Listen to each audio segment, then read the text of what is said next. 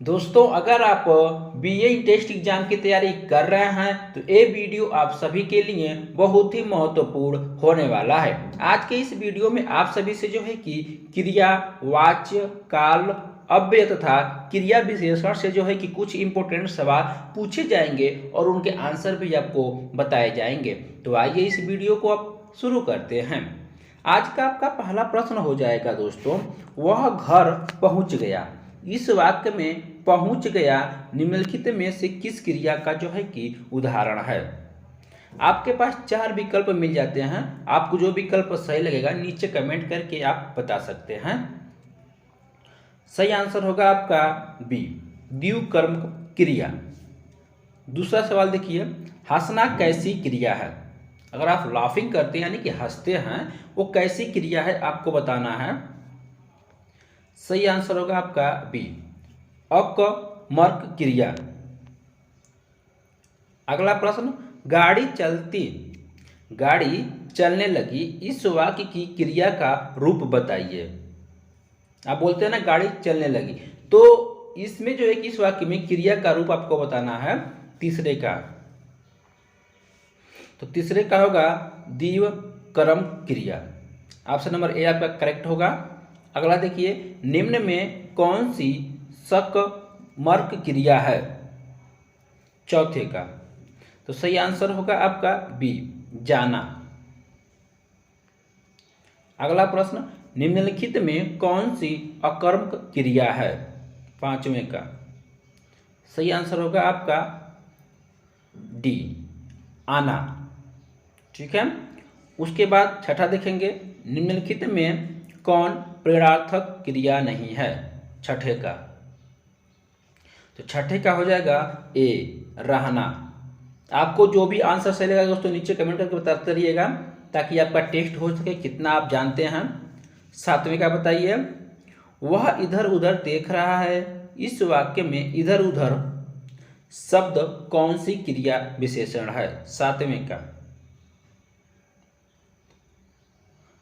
सही आंसर होगा आपका बी, स्थानवाचक। अगला प्रश्न देखेंगे, अर्थ की दृष्टि से क्रिया विशेषण के कितने भेद होते हैं। आठवें का। सही आंसर होगा आपका बी, दो। अगला प्रश्न देखेंगे, निम्नलिखित में किस वाक्य में क्रिया विशेषण का प्रयोग मिलता है। नौवें का। सही आंसर होगा आपका ए, राम न पढ़ता है न खेलता है। 10वां देखो, तुम खा रहे हो, इस वाक्य में सहायक क्रिया पूछ रहा है। तुम खा रहे हो, इस वाक्य में सहायक क्रिया है। 10वें का। सही आंसर आपका होगा ए, हो। ठीक है ना। अगला देखेंगे, वह खाना खाकर सो गया, इस वाक्य में कौन सी क्रिया है। सही आंसर होगा आपका बी, पूर्वकालीन क्रिया। अगला सवाल, मुख्य क्रिया के अर्थ को स्पष्ट करने वाली क्रिया होती है। तो क्या होती है। ए होगा सहायक क्रिया। अगला प्रश्न, जब क्रिया का प्रधान कर्ता होता है तो कौन सा वाच्य होता है। सही आंसर होगा आपका बी, कृत्यवाच्य। अगला प्रश्न, राम खाना खाता है, इस वाक्य में कौन सा वाच्य प्रयुक्त हुआ है। सही आंसर होगा आपका ए, राम खाना खा रहा है यानी कि काम कर रहा है। ठीक है ना, खा रहा है, वर्क हो रहा है ना। अगला प्रश्न 15वां, राधा से गाया नहीं गया। राधा से गाया नहीं गया, इस वाक्य में कौन सा वाच्य है। सही आंसर होगा आपका भाववाच्य। अगला प्रश्न, वहां वर्षा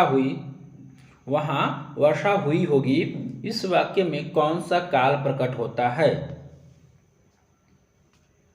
16वें का। तो सही आंसर होगा आपका बी, संभाव्य। अगला देखेंगे, निम्नलिखित में किस वाक्य में क्रिया वर्तमान काल में है। 17वें का। सही आंसर होगा आपका बी, मैं तुम्हारा पत्र पढ़ रहा हूं। अगला प्रश्न, राम द्वारा पढ़ाया जा रहा है, इस वाक्य में कौन सा वाच्य है? 18 नंबर। सही आंसर होगा आपका बी, भाववाच्य। अगला प्रश्न, जहां जहां आज तुम हो वहां कल मैं था, वाक्य में किस प्रकार का क्रिया विशेषण है? संयोजक क्रिया विशेषण। ऑप्शन नंबर आपका बी करेक्ट होगा। अगला प्रश्न, वह रात दिन पढ़ता रहता है, इस वाक्य में किस प्रकार का क्रिया विशेषण है? संयुक्त क्रिया विशेषण। ऑप्शन नंबर आपका जो है कि सी करेक्ट होगा। अगला प्रश्न, तुम अपना हिसाब थोड़ा थोड़ा कर चुकता, तुम अपना हिसाब थोड़ा थोड़ा कर चुकता कर लो, इस वाक्य में कौन सा क्रिया विशेषण है? तो सही आंसर होगा आपका परिमाणवाच्य क्रिया विशेषण। ऑप्शन नंबर आपका सी करेक्ट होगा। अगला देखेंगे, निम्नलिखित में कौन अविकारी है? वैषम्य का। तो सही आंसर होगा आपका अव्यय और क्रिया विशेषण, यानी कि दोस्तों आपका ऑप्शन नंबर डी करेक्ट होगा। अगला देखेंगे हम लोग, निम्न में कौन सही नहीं है? निम्न में कौन सही नहीं है? तो कौन नहीं है? तो ऑप्शन नंबर आपका एक करेक्ट होगा। अव्यय और क्रिया विशेषण में कोई अंतर नहीं होता है। अगला देखिए, वह लाचार है क्योंकि वह विकलांग है, इस वाक्य में कौन सा अव्यय है? कारणवाच्य। अगला प्रश्न, निम्नांकित में से किस वाक्य में क्रिया विशेषण का प्रयोग नहीं होता है? आम मीठा है। अगला प्रश्न, जिस शब्द से क्रिया के होने का समय निर्धारित हो उसे कहते हैं, तो उसे क्या कहते हैं? काल कहते हैं।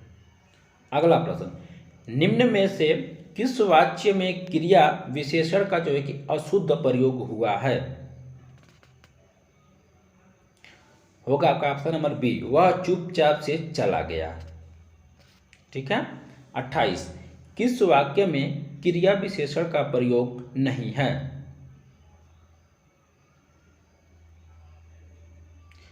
अट्ठाईस का बताइए। सही आंसर होगा आपका ए, राम जाता है।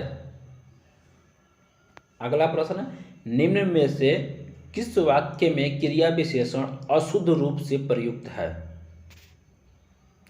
सही आंसर होगा आपका बी, मानसिंह दास्ता सदा काल से चली आ रही है।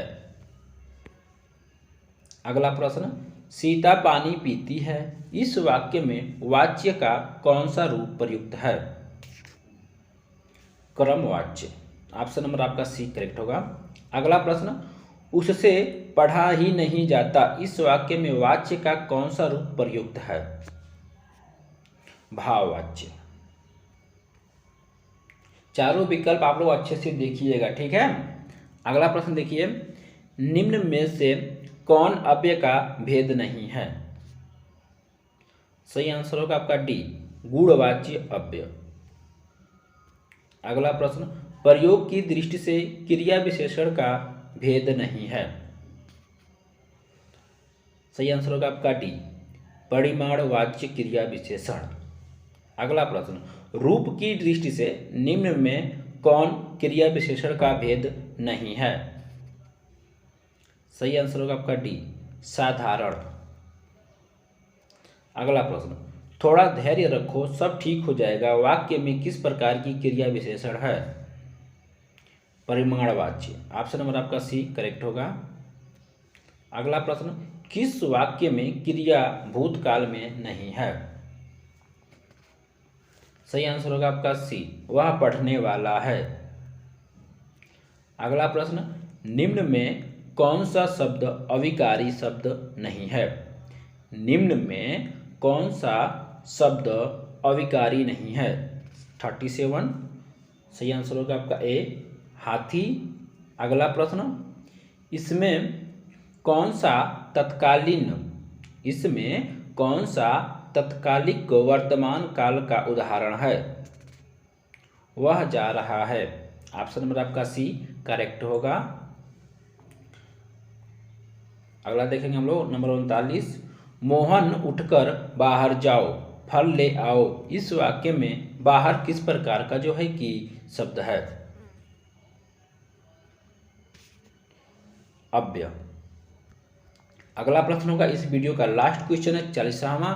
किस वाक्य में क्रिया वर्तमान काल में है? सही आंसर होगा आपका बी, मोहन जा रहा है। दोस्तों 40 इंपोर्टेंट क्वेश्चन में से आपने कितने का आंसर सही किया नीचे कमेंट करके जरूर बताइए। और ऐसे ही और सारे वीडियो देखने के लिए, यूनिवर्सिटी कॉलेज से जुड़ी लेटेस्ट अपडेट के लिए चैनल को सब्सक्राइब करके बेल आइकन को प्रेस जरूर करें। धन्यवाद।